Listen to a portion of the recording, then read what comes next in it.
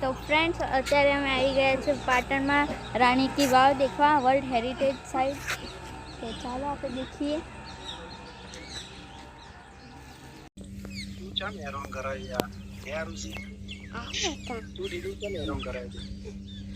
चौकड़ा है क्या बता है तो बता खरा चौकड़ा है मामा ले आ છે રાણી કી વાવ। તમે બધા જોઈ જશે પણ આ તો ફેરથી બતાવી દો। 7 માળ છે, 7 માળ ઊંડી છે। આ 7 માં ઊંડી છે।